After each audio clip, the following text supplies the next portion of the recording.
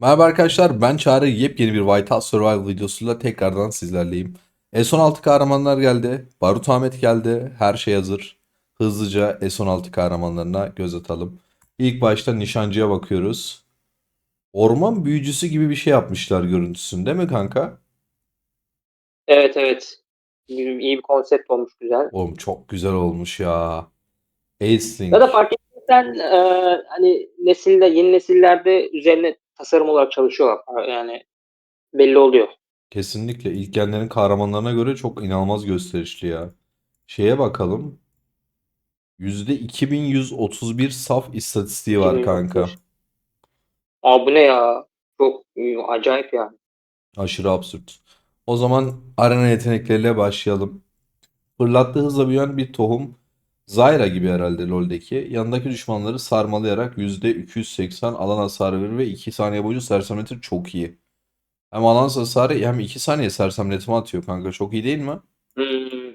Abi alansa her türlü çok iyi yani fark etmez. Evet. 2'ye bakalım. İyileştirme artışı. Fili'nin farklı bir versiyonu.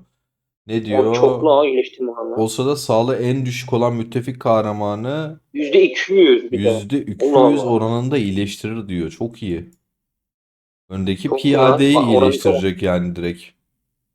Tabii tabii zaten. Evet. En hızlı piyade azalır. Aynen öyle. En düşüğü iyileştirmesi iyi olur. Boşa gitmiyor en azından. Üçüncü Gerçi bu yeteneğini yeteneği. Hı. kullanana kadar piyade hayatta kalır mı acaba? Ya tabii o biraz Onu da istisna. bilmiyorum. Neşter gibi taşları, ölümcül bıçakları, rakip falan filan saldıran %25 ihtimalle hedeflere %140 ekstra hasar vermesi diyor. Bence Hmm. arenada yine vazgeçilmez bir şey olacak. Ya oranı biraz düşük geldi bana şimdi. Ama Yalan olmasın. şey olarak Bir değil de ama bu ya. Nişancımız kanka. Nişancıdan bir tane alan hasarı var. İlk defa bir evet. nişancı iyileştirme veriyor. En son Lin galiba buff veriyordu. Lin'den sonra S16'da gelen ikinci buff veren arena kahramanı diyebilir miyiz?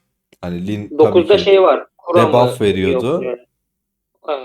Yani doğrudur. Onu belki atlamış olabilirim. Neyse, önemli olan sefer yeteneklerinden ilkiyle başlayalım. Evet. %20 hasar artışı kanka. Direkt net bir Hasar. şekilde. Hı hı. %20'si okey değil bence. %25 olsa daha iyiydi. Neyse. Tüm birliklere Yani. veriyor. Okey, tamam. 2'ye bakalım. Hı hı. Uzman olan Ace nişancılara her 3 turda bir yüzde ekstra 150 ve 150. Hı bitkin hı. düşen düşmanların verdiği hasar bir tur boyunca %30 azalır. Oğlum çok iyi değil mi Hı lan? hı. Çok evet güzel. Yani her 3 turda bir %150 hasar veriyorsa kanka her tur %50 hasar gibi bir şey oluyor ortalama. Evet. Bayağı iyi. Uzun süren turlarda, uzun süren savaşlarda zaten Evet. silip süpürür gibi Nişancı gözüküyor. formasyonda yok ediyor. 3'e bakalım. Uzun menzilli saldırı orman hiddetini açacak ve nişancı saldırının 3 tur boyunca tüm düşman birliklerine ekstra %40 hasar Hmm. yok ediyor kanka ya. Ben çok beğendim. Üçü de direkt hasar. Bir tanesi tüm ekibe. Diğer ikisi de nişancılara hasar verdirtiyor. Bayağı güzel. İşin tatsız kısmını şöyle söyleyeyim. Bu arada videoyu beğenip yorum yaparsanız çok sevinirim arkadaşlar. Ya bunu oyunu 3 yıl oynadıktan sonra elde edebiliyorsunuz arkadaşlar. Hani çünkü bunlar sürekli genler şeklinde geliyor. Evet.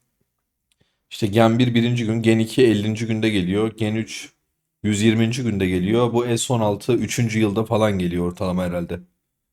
Yani yanlış bilmiyorsam öyle bir şey oluyor. Tabii Keşke şu an 3. yıla girdik geldi gibi evet bir şey. hani Doğru. 3 yıl boyunca bir mobil oyunu kaç kişi oynayacak ve kaç kişi bu kahramanı görüp oyunu bırakacaklar hani anladın mı? O kısım biraz tatsız çünkü yukarı genlerin kahramanları inanılmaz absürt güzel. İkinci kahramanımız Ursar. Nereden alındığını gösterseydik abi istersen önce. Olur, doğru söylüyorsun, pardon. Ee, Döküman Çarkıfelek kahramanıymış kanka. Çarkıfelek kahraman. Nişancımız Evet. Çarkıfelek'miş. Mızrakçımız kanka dökümhane mağazasına alakalı. Dur. Kahraman salonu mu acaba diyeceğim. Yok pardon. Kahraman salonuymuş Evet. kanka. Diğeri kahraman salonu bu şeflerin Bu salonu. Doğru. etkinlik Tamam. kahramanı. Bunun Hı hı. görüntüsünü direkt kabile kahramanı yapmışlar. İlk defa bir Evet. mızrakçıyla uyumlu, en uyumlulardan bir tanesi olmuş kanka. Direkt mızrakçı ve kabile. Evet. İstatistik zaten aynı. Konsept uymuş 2100. yani. İlk arena yeteneği saldırı Hı. hızlandırması %60, kaçınma oranı %30. Bence bir tık kötü. Biraz Reyna'yı anımsattı bana. Yani hı hı, evet. Bir eksik kaldı gibi de bakalım. Ee, Hasar artışı fırlatarak %140 hasar veriyor. Hedefi 2 saniye boyunca sersemletiyor. Beğenmedim. 3'e Abi yok ya, geliyorum. alan şeyi yok, yeteneği yok maalesef. Kanka Hı. bu arenada çöp ya. Ne tank ne hasar veriyor. Yani ön tarafta Yani ortada kullanılsın kalmış diye. ya. Ön hatta kullanılsın diye yapmışlar da bunu yok ederler ya. Bunu yaşatmazlar yani ön tarafta sanmıyorum. Neyse biz sefer yeteneklerine bakalım. Yani Düşmanın saldırısını net bir şekilde kanka %25 azaltıyor. bu Bence çok iyi kanka, bence kesinlikle. bayağı iyi bu aynen. 2. Oo. Mızrakçı ve nişancı Hmm, öldürücülüğünü %30 2 tur boyunca arttırıyor kanka. Ne diyor? evet. Ve düşman birliklerinin savunmasını bir tur boyunca %30 azaltıyor. Bu peki bir tur çalışıp bitiyor mu? Nasıl oluyor acaba? Nasıl çalışıyor? Sistemini anlamadım. Hani sadece tek turluk nişancı ve mızrakçılar %30 ekstra öldürücülük kalıyor ve düşman savunması bir tur %30 düşüyor, kullanıyor ve tek seferde bitiyor mu mesela bu? Mesela şu şöyle bir şey Evet. ya. İşte bir kere kullanıyor, Öyle tüm bir savaş boyunca şey. rakibin düşman saldırısı Hı hı. azalıyor. Ama bu nasıl oluyor? Onu bilsek iyiydi, emin olamadım. Neyse. Evet, evet. Onun detayını şimdi bilemeyiz şu anda. Bursa'nın ucuz zehirli mızrakları mızraktan her iki saldırıda bir %100 ekstra hasar vermesini ve düşmanların bir tur Oo. boyunca düşmanın aldığı hasarı da %25 ekstra arttırıyor. Bu üçüncü yetenek çok kırıkmış kanka. Mızrakçılı bir formasyonunda silip süpürecek bir şey olmuş. Yani. Aynen öyle. Aynen öyle. Güzel olmuş. Peki abi. Üçüncü kahramanımız piyadeye geçiyoruz. Seygel. Hadi bakalım. Bunu niye bilmiyorum ama bana diğer ikisi biraz yabanıl gibi gelmişti. Bu çok böyle zırhlı mırhlı olunca pek üçüncü şeye Evet. uymamış gibi geldi bana ama bilemedim. Yorumlarınızı yapın arkadaşlar. Ama bu da farklı bir şeymiş lan. Bunları bir oyundan falan mı alıyorlar acaba? Bir mobil oyun ya da bir bilgisayar oyunundan falan mı? Abi emin değilim de benzetiyorlar ya. Gerçekten bazıları benziyor. Bakalım belki bilen varsa yorumlara yazar. Metal dikenleri 5 saniye boyunca uzatarak savunma %25 ve aldığı hasarın %25'i yansıtma hasarı Hmm. veriyor. O çok Ya güzel. yansıtma. Evet. %25 savunmasını Oo. önde arttırırken buna gelen hasar %25'i rakibe yansıyor. Çok iyi. Farklı bir konsept olmuş bir yandan. Aynen Kesinlikle. öyle. Ee, doğru ileri atarak düz bir at üzerindeki düşmanlara %60 alan hasarı. Sonra silahını yelpaze şeklinde bir andaki düşmanlara %60. İki kere iki tane hamle yapıyor kanka. İlk hamlede %60 alan hasarı. Sonra ikinci Hı. yelpaze hareketini yapıp bir %60 alan hasarı daha veriyor gibi. Hmm. Yani çok da bizim tank yani Evet. piyadeden beklentimiz değil aslında hasar vermesi. Alınan hasar düşüğü %20 diyor. Ne diyor kanka? %20 ve ilk 6 saniye içinde olumsuz etkilere karşı ilk 10 saniye boyunca. İlk 10 İlk 10 saniye saniye. boyunca sersemletme ya da herhangi bir tane debuff yemiyor kanka. Üstüne de alınan Evet. hasarı %20 düşürüyor. Şu iki yetenek bence çok güzel olmuş. Arenada ön hatta Evet. bayağı Yani tutacak güzel. şey olmuş. Şunu da savunma yapsalardı var ya tadından yenmezmiş. Neyse sağlık olsun. Sefer yeteneğinin ilkine bakalım. Net bir şekilde %25 Net sağlık sağlık. artışı.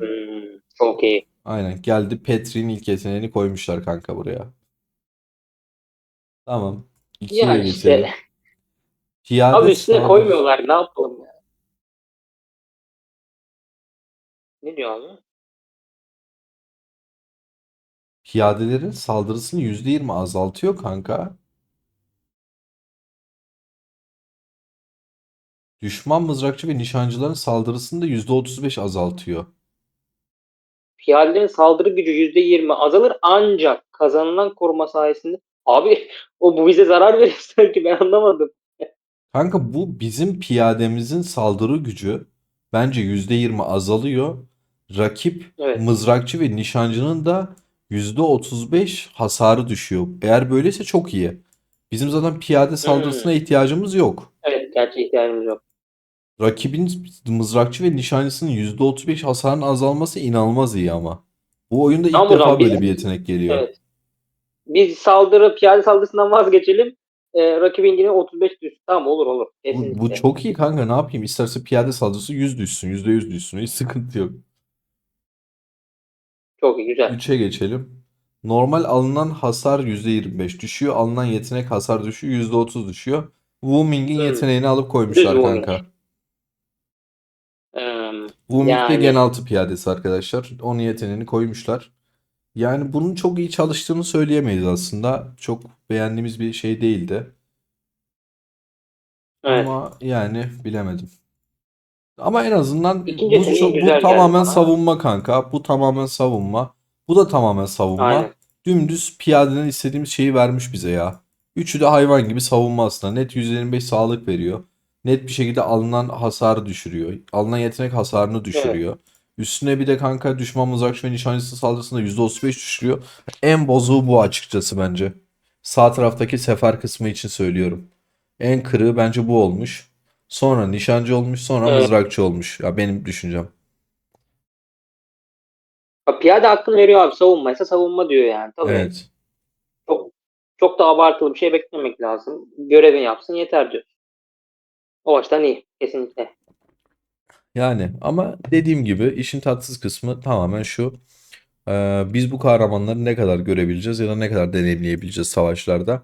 Çünkü artık bir noktadan sonra şunların verdiği istatistiğe baksanız arkadaşlar, 2100 istatistiklere sahip bu tarz kahramanlar. Hatta benim birkaç videomdan sonra özellikle birkaç arkadaş da yazmıştı. İşte S13'ün S14'ün olduğu eyalette hesap açmış, sıfırdan orada oynuyorlar. En azından tüm kahramanlar olsun diyerek. Yani bence farklı bir deneyim. Hani zaten sıkıldık, sürekli Gen 5, Gen 6'larda, Gen 7, Gen 8'lerde falan oynuyorlar. O yüzden sürekli ileri doğru transfer olduğunda da gen süreçleri uzuyor. En azından farklı yeni kahramanlarla farklı şeyler de demek istiyorlar. Onun için de değişik bir tecrübe olmuş diyebiliriz. Eklemek istediğim bir Ya şey var hobi mı olarak kanka? açıp oynasınlar abi ya. Yani şey Orası öyle olarak. tabii canım. Bence güzel kahramanlar. S16 kahramanlarını da bu sayede incelemiş olduk. S17 kahramanlar da tekrardan Barut Ahmet'le birlikte burada olacağız arkadaşlar. O sırada siz bol bol su içmeyi ve kendinize iyi bakmayı asla unutmayın. Sağlıcakla kalın. Görüşmek üzere.